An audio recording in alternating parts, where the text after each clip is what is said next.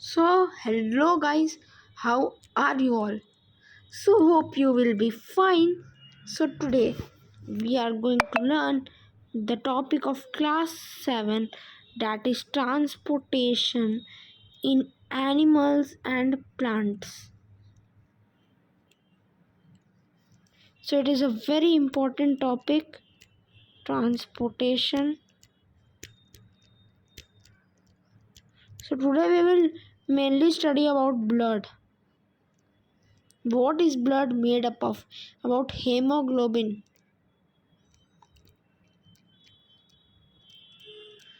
Okay, so let's proceed.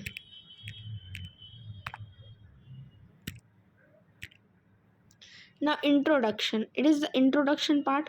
All organisms need oxygen, food, and water for their survival. So, क्या क्या चाहिए एक organism को जिंदा रहने के लिए? तो एक ऑर्गेनिज्म को जिंदा रहने के लिए ऑक्सीजन चाहिए, फूड चाहिए, खाना, फूड मतलब खाना, खाना चाहिए, पानी चाहिए, ऑक्सीजन चाहिए। क्यों चाहिए ये सब हमने पढ़ लिया था चैप्टर 6 में, ठीक है। फिर बता देता हूँ, ठीक है। अच्छा नहीं, तुम लोग चैप्टर 6 वाली वीडियो देख लेना, उसमें बताया हुआ है। For their survival they need to transport these various parts to the various parts of our body. तो ये जो है ट्रांसपोर्ट होता है various parts of the body, मतलब हमारे अलग अलग पार्ट में ट्रांसपोर्ट होता है। जैसे ये एक पार्ट है, पार्ट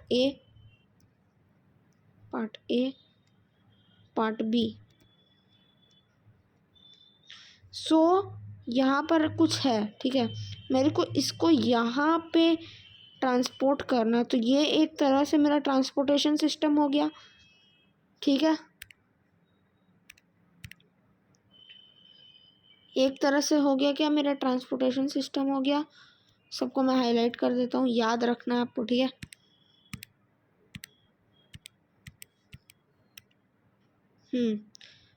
तो चलिए एक और बात बता देता हूँ आपको पहले ही, ठीक है, कि ये मान लीजिए ये बॉक्स है, ठीक है, अमेज़ॉन का, ठीक है, अमेज़ॉन, ठीक है। ये है मेरा घर। अब ये अमेज़ॉन का पार्सल मेरे को यहाँ से यहाँ ट्रांसपोर्ट करना है, तो ये मेरा हो गया ट्रांसपोर्टेशन सिस्टम। ये क्या हो गया मेरा ट्रांसपोर्ट सिस्टम। ट्रांसपोर्टेशन सिस्टम या ट्रांसपोर्ट सिस्टम एक ही बात है। तो ये हो गया मेरा ट्रांसपोर्ट सिस्टम। आपने सड़क पर भी ट्रांसपोर्ट सिस्टम देखा होगा, ठीक है। तो चलिए आगे बढ़ते हैं। तो ट्रांसपोर्टेशन सिस्टम कंपोनेंट्स, अब हम पढ़ने वाले कंपोनेंट्स के बारे में कि क्या कंपोनेंट्स है इसके। कंपोनेंट्स, तो इट कंटेन्स ब्लड, इसमें होता है खून, ब्लड वेसल्स जिसमें ब्लड फ्लो होता है, और हार्ट, हार्ट मतलब दिल, ये वाला दिल नहीं, ये वाला दिल नहीं, ठीक है, ये वाला दिल नहीं पढ़ना हमें, ठीक है।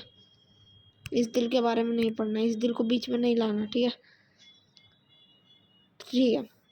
तो ये कुछ होते कंपोनेंट्स ब्लड के, सॉरी ट्रांसपोर्टेशन सिस्टम के, जिसे हमें अभी पढ़ना है। तो ब्लड होता है, अब ब्लड के भी कुछ कंपोनेंट्स होते हैं जिसे हम आज पढ़ने वाले हैं। ब्लड वेसल्स और हार्ट के बारे में अगली वीडियो में पढ़ेंगे। इसका पार्ट 2 पार्ट 3 में जल्दी लाऊंगा, ठीक है।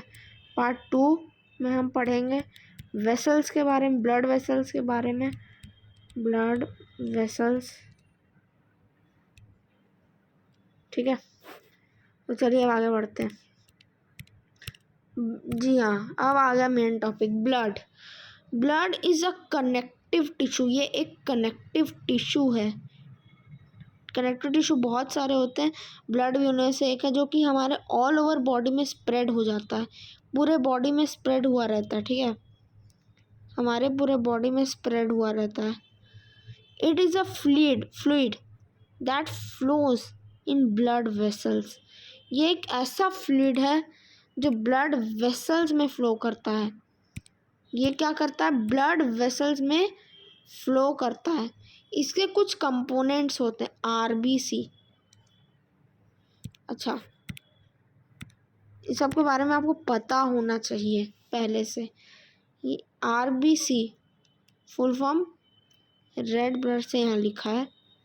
तो इसमें होता है हेमोग्लोबिन, हेमोग्लोबिन, जिसके वजह से इसका कलर हो जाता है रेड। इसी की वजह से इसका कलर रेड होता है। ठीक है। अब है WBC, वाइट ब्लड सेल्स। ठीक है, नाम से पता चल रहा है वाइट कलर के होते हैं। अब ये मत समझना कि इसमें भी वाइट कलर का हेमोग्लोबिन होता है, वाइट हेमोग्लोबिन नो, इसमें कोई हेमोग्लोबिन नहीं होता। तो WBC का फंक्शन बेसिकली क्या होता है कि ये जो होता है हमारे बॉडी में जो बैक्टीरियाज, माइक्रोब्स घुस जाते हैं। ये कोई माइक्रोब है, माइक्रोब 1। ठीक है, ये हमारे बॉडी में यहाँ से इंटर कर गया और ये हमारे पेट में आ गया। ठीक है, पेट समझ लो, इसको ड्राइंग अच्छी नहीं मेरी, पर इसको पेट मान लो। ठीक है, इसको पेट मान लो। तो ये पेट में माइक्रोब्स आ गया। तो अब इस माइक्रोब को ख़त्म करने का काम किसका है, वाइट ब्लड सेल का है। ये एक हमारा पेट है, इसमें है। अब जब खून को यहाँ पे ढूंढना रहता है वाइट ब्लड सेल को, जब ये डिटेक्ट हो गया तो ये अपनी आर्मी भेजता है। क्या भेजता है, आर्मी भेजता है, आर्मी भेजता है। अब वो आर्मी जो है उससे फाइट करती है, फाइट।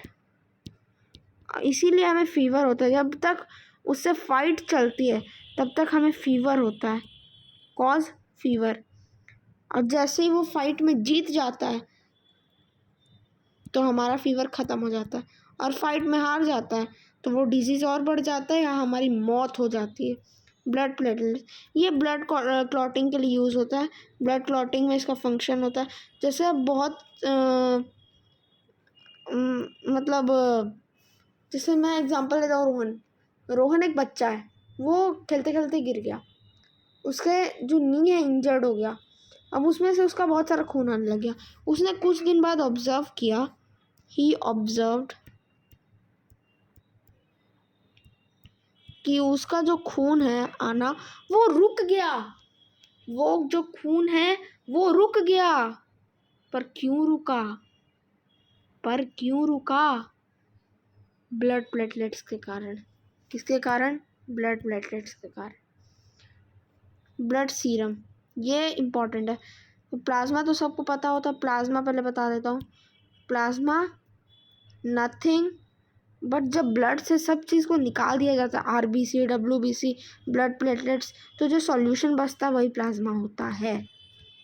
तो ब्लड सीरम, प्लाज्मा में एक न्यूट्रिएंट होता है, फाइब्रिनोजन। स्पेलिंग गलत हो सकती है, मेरे हिसाब से सही है, फाइब्रिनोजन। तो इसको जब हम रिमूव कर देते हैं तो हमारा बनता है सीरम। ठीक है, तो होप इतना तक क्लियर है आपका। क्लियर है।